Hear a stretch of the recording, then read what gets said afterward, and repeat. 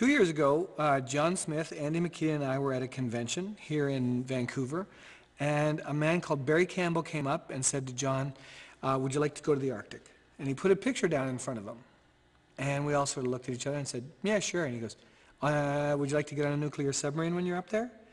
And we went, yeah, how do we do it? And from that point on, John Smith and Lynn Smith started working on getting us up to the Arctic and onto a nuclear submarine. And I approached Brad and Robert about it and said, you know, we've got an opportunity here to go up. This isn't going to happen for 2 years, but we're now, by Monday afternoon, like the day after we'd first been approached, I had clearance through this Barry Campbell's his counterpart, superior officer basically, and they'd given us clearance to go up there with a couple other people just to fly out on the ice and have a look at this whole thing. They go up to a camp called APLIS, which is the Applied Physics Laboratory Ice Station. And it's a camp that is built specifically for submarines to come up in the high Arctic through the ice. And there's a lot of classified stuff that goes on I can't tell you about. I'm not even supposed to know.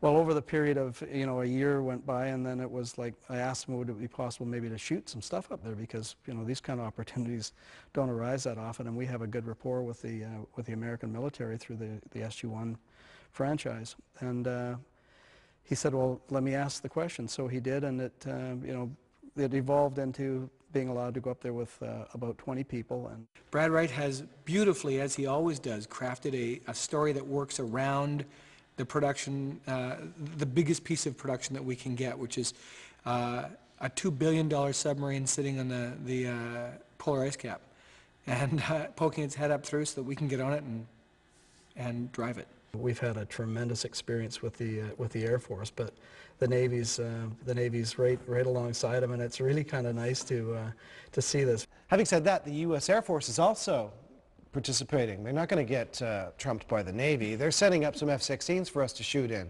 Rick was out on the ice, and what was funny is he was lying on the ice because his back was a little sore, and so he'd lie on the ice and you'd look around, okay, we've got the actors, Rick's right here lying on the ground right in front of you.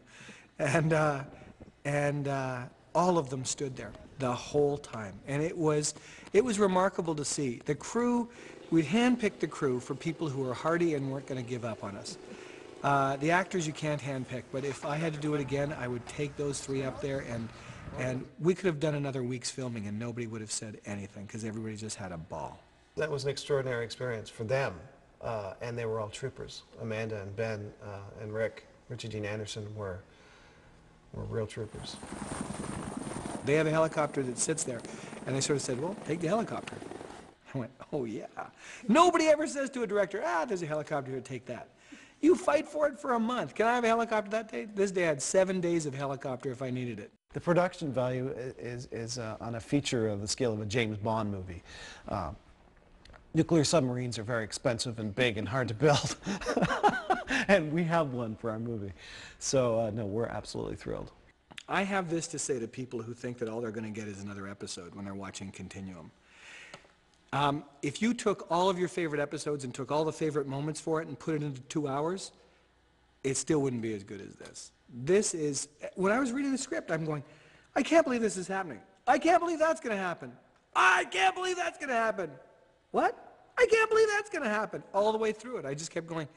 And there's no breath. It's like boom, boom, boom, boom, and you just keep getting bigger and bigger, and I'm going, this is a huge movie. This is a feature, this is a movie, and the scale is larger than anything we've ever done before.